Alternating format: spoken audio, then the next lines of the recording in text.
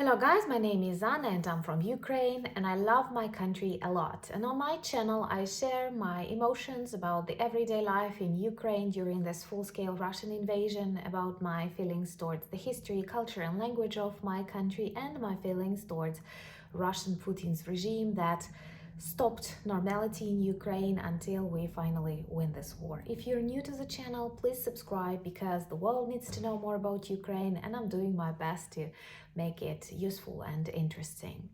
And today I want to speak about news that are all over Russian media specifically, and this is the so-called terror on Kremlin and the desire to kill Russian President Vladimir Putin. Well, actually, I agree. There are lots of people who wish Putin death, and I think that even Christianity will support this vision because, like, such sinners and such brutal killers, murderers, terrorists, well, they cannot continue living and destroying everything around them.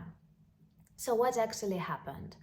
Honestly, I am not 100% sure that these are the action of the Ukrainian armed forces, and I will explain you why a little bit later.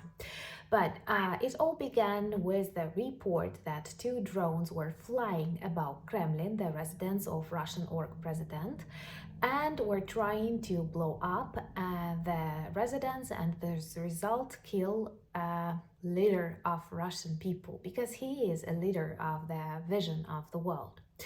So honestly, question number one, when you look at this video, you realize that such small drones with so little explosion cannot actually lead to serious troubles, and it does not seem it was likely they can kill a president.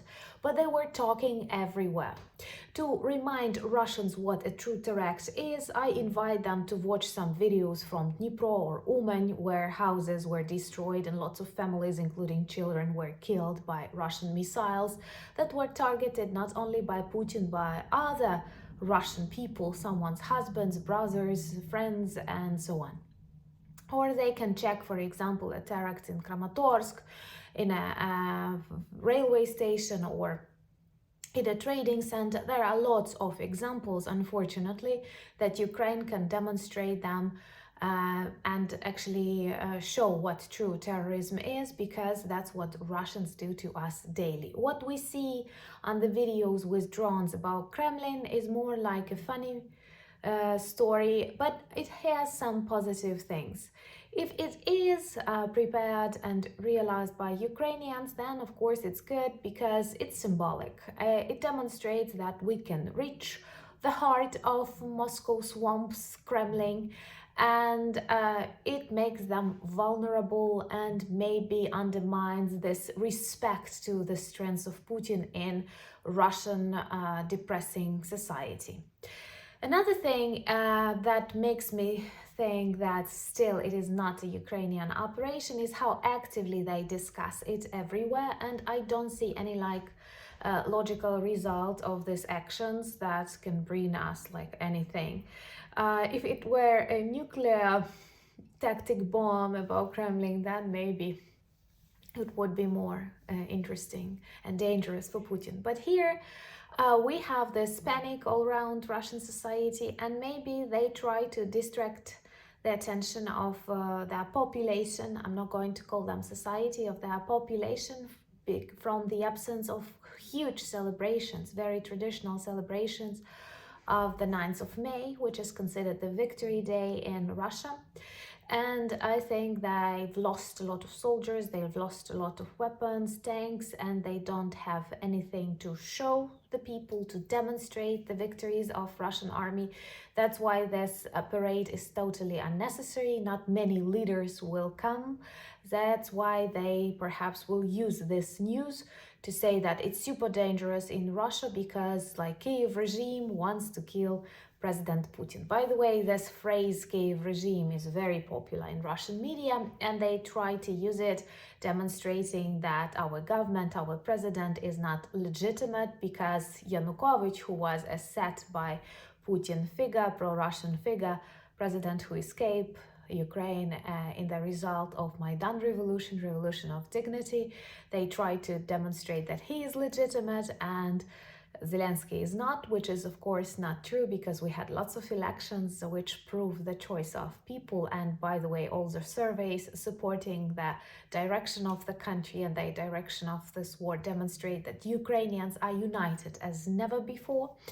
So Ukrainians have the sense of humor, and many of us started wearing t-shirts with inscription like Kyiv regime, supporting Kyiv regime. By the way, in our shop you can check many beautiful t-shirts with raccoons, patriotic stuff, and me. And I'm happy that many of you send me photos in this merch and tell that these t-shirts actually work well as conversation starters. This means a lot, because that's the way to remind people about Ukraine, about this war that still has to be won. So, I don't know what to think about these explosions above Kremlin. From one point of view, it's good because it demonstrates the vulnerability of Kremlin, and in any case, be it Ukrainian special operation or Russian special disinformation operation, it proves that Kremlin has troubles, and it tries to solve these troubles by creating this conversations about the dangers, about the attempt to kill Putin, and trying to distract attention from their failures, losses, and absence of a traditional Russian parade for a victory day. What is definitely, I believe what is definitely our operation is the explosion of oil depot in Krasnoyarsk region, in Taman, the city that was actually once Ukrainian, but we do not reconsider borders as we respect international law. But a Ukrainian drone flew to the oil depot and blew it up. And that's good, because Russian orcs will not have petrol to fuel their tanks, and they won't be able to destroy many things in Ukraine, and that is good. I totally support targeting Russian military bases, oil depots, various things connected with Russian army and Russian territory, because that's the way we weaken our enemy who wants to erase us and to continue erasing other democratic countries. So this is good. And we also have news that lots of Russian Navy are leaving Crimea and heading back to Russian Federation because they are afraid of more explosions to come, and that many of their machinery that is left since the Soviet times can be destroyed that way. So if we look attentively at the news of the recent days, we see that many points, Russian locations are on fire. Oil depots, railway stations, military points, and this demonstrates that Russians are getting more and more vulnerable, and I think this is important. So to sum it all up, I think that explosions above Kremlin definitely demonstrate some troubles in Russia, be it Ukrainian or Russian operation. I think that targeting Russian military objects is okay, and I'm glad that many of you support me. If you do, like and share this video.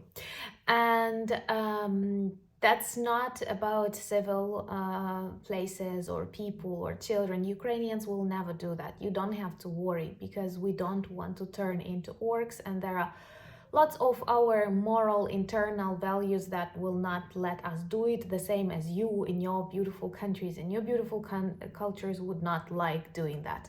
But destroying Russian military plants, I don't know, their tanks, their oil depots, and their soldiers is good.